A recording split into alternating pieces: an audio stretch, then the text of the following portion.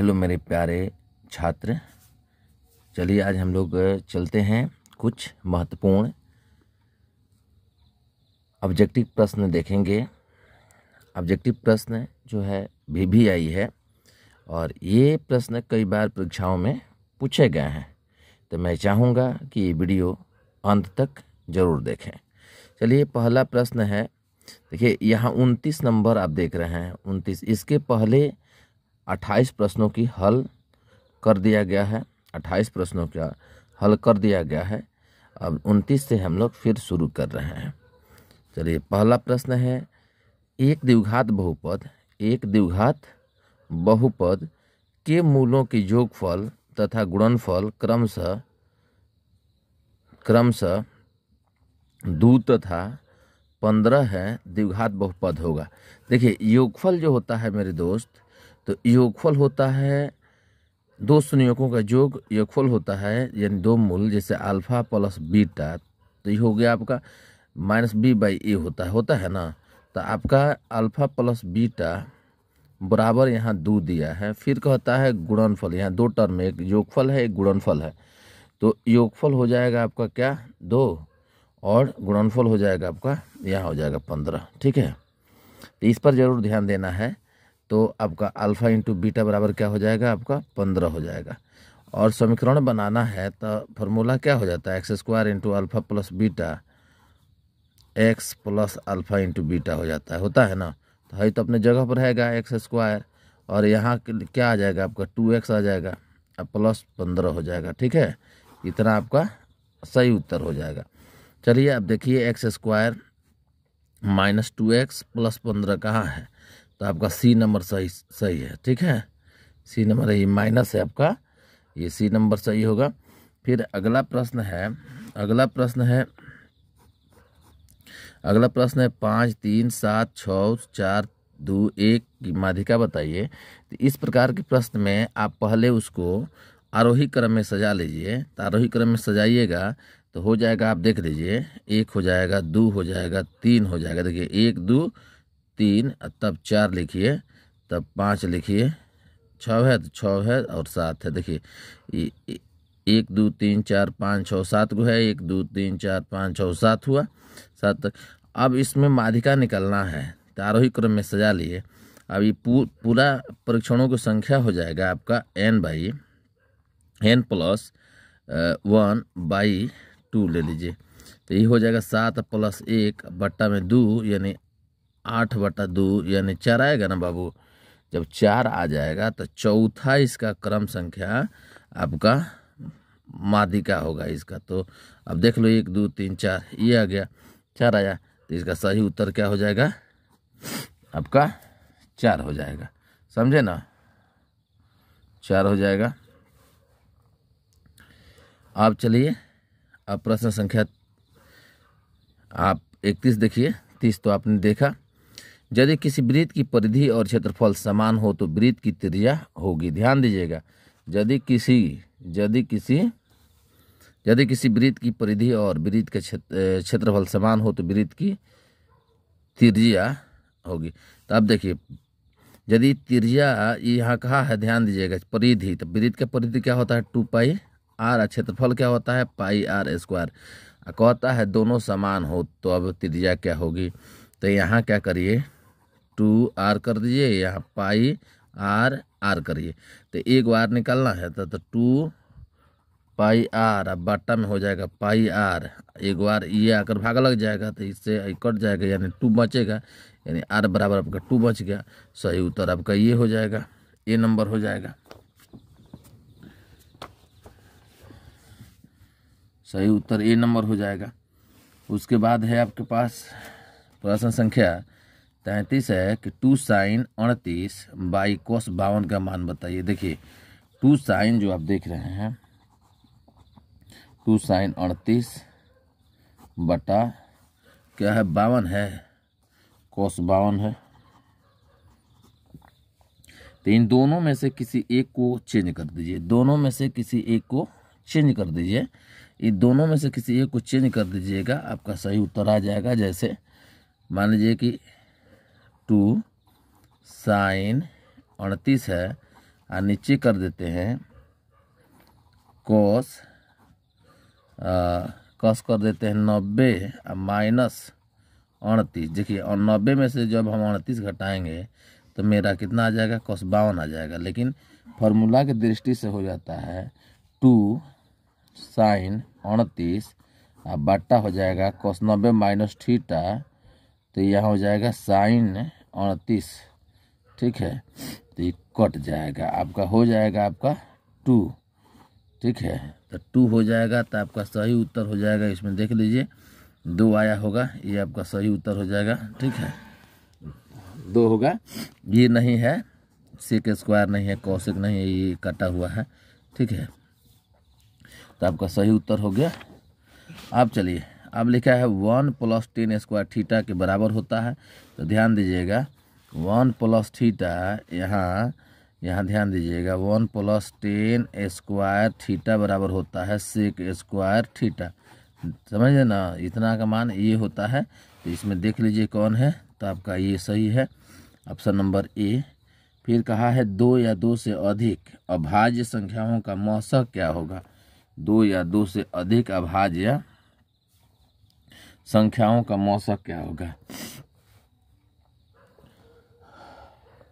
अब देखिए एक हो गया, 3 हो गया, मतलब एक के मतलब एक को पहला अभाज्य संख्या, और यहाँ 5 हो गया, 1 2 3 हुआ, 4 हुआ, 5। देखिए इस तरह की संख्या आप लिख देंगे तो ये कहता है 2 या 2 से अधिक।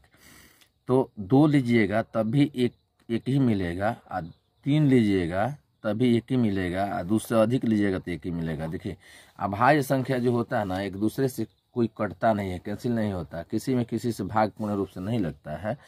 तो इसलिए इसका मौसक जो हो जाएगा, इस हर एक संख्या का कॉमन एक ही होता है, तो मौसक आपका 1 हो जाएगा। आपका सही उत्तर हो जाएगा ऑप्शन नंबर 1। फिर कहता है युग्मत समीकरण 2x + 3y।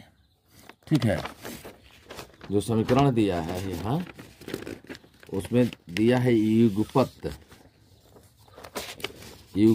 समीकरण 2x + 3y = 5, 4x + 6y = 9 है, तो निकाय होगा। तो निकाय होगा, तो अब यहाँ देख लीजिए ये समीकरण है 2x + 3y = 5, 4x + 6y = 9। तो ये निकाय होगा। कौन सा निकाय होगा, तो आप निकाल लीजिए A1 / A2 पर आपका हो जाएगा 2/4, 1/2 हो जाएगा। फिर आप निकाल लीजिए 3/6 यानी 1/2 हो जाएगा। फिर 5 यहाँ देखिएगा 9 है, 5/9 है, 5/9 है। ध्यान दीजिएगा कि आप देखिए 1 2 3 4 4 6 4 6, तो 4 ये टर्म और ये टर्म एक दूसरे से, x वाला x से, y वाला y से, औचर पद औचर से, तो ये सब एक दूसरे से बराबर हो गया। यानी ये बराबर है पहले का टर्म दूसर का से, तीसर का नहीं है इस सब से। तो इसका तो आप देख रहे हैं कि इनमें से कोई इसका कोई हल नहीं होगा। जैसे असंगत है, इसको असंगत कहेंगे, इसका कोई हल नहीं है। ठीक है, इसने इनका अद्वितीय हल है, इनका अपरिमित रूप से अनेक हल है, इनमें से कोई नहीं, तो असंगत हो जाएगा। ये आपका सही उत्तर हो जाएगा असंगत, क्योंकि अद्वितीय हल नहीं है, ये कोई हल नहीं होगा। ठीक है, कोई हल नहीं होगा। अद्वितीय हल होता तो ये एक दूसरे के बराबर नहीं होते। अगला प्रश्न है वृत्त का केंद्र O है, बिंदु P से खींची गई स्पर्श रेखा PA। देखिए अब ये बहुत मज़ेदार प्रश्न है। ये मान वृत्त है, यहाँ से ये खींचा गया है, और यहाँ केंद्र है, यहाँ से ये है। ठीक है, यहाँ से ये लंब है। ठीक है, और ये कोण जो है 80 डिग्री का है, तो इतना तो 40 हो जाएगा, इतना 40 हो जाएगा। और यहाँ जो कोण बनेगा, यहाँ कोण बनेगा वो 90 डिग्री का बनेगा। यहाँ भी 90, जैसे P है, A है, O है, B है। तो पूछा है आपसे कि AOA POA POA यहाँ क्वेश्चन पूछा गया कि इसका मान बताना है। तो ये आपका कोण बताना है। तो ये 1 2 3 त्रिभुज बना। त्रिभुज के कोणों, तीनों कोणों का योग होता है 180, जबकि इसमें से 2 कोण है 40 यहाँ है, 40 है अब प्लस 90 है, तो ये कितना हो जाएगा 9 4 13 होगा ना इतना।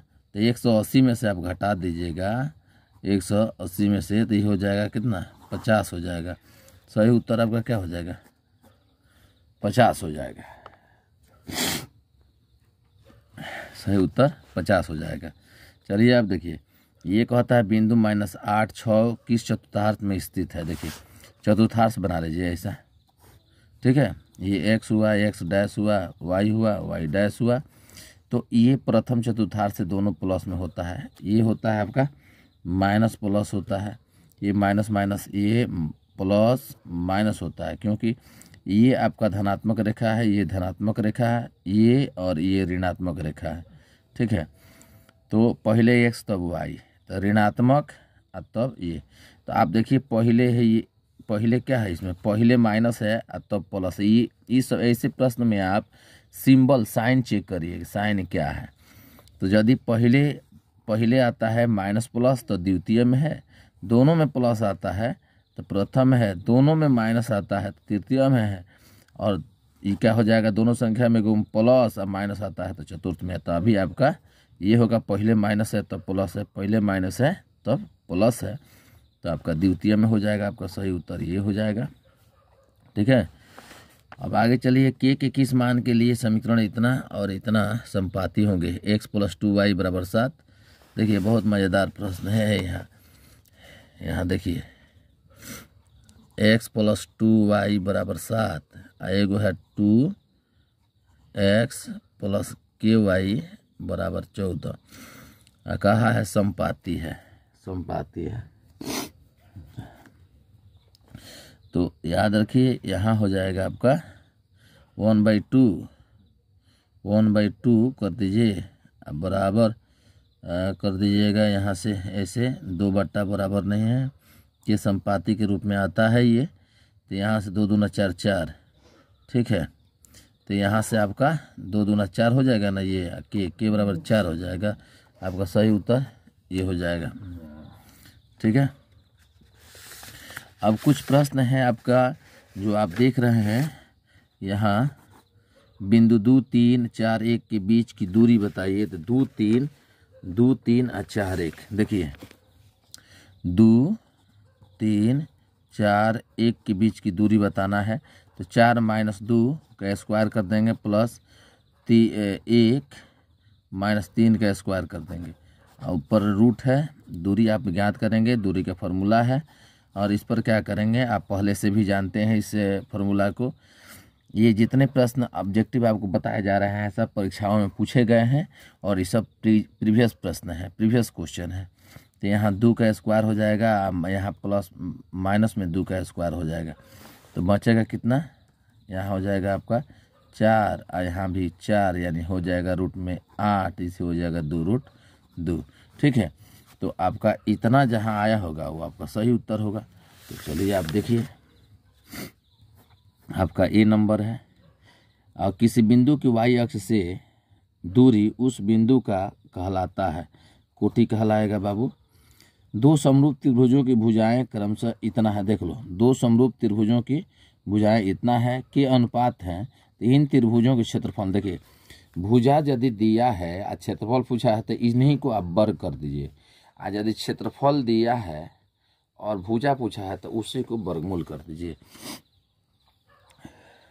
तब इसको हम लोग क्या करेंगे, वर्ग कर देंगे। क्षेत्रफल पूछा था तो भुजा है, तो आपका 4 चौका 16 हो जाएगा, 9 9 81, 16 81 कौन है, ये है।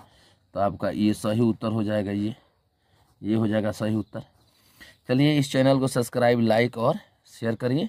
हम आपके लिए इस प्रकार के प्रश्न लाते रहेंगे। धन्यवाद।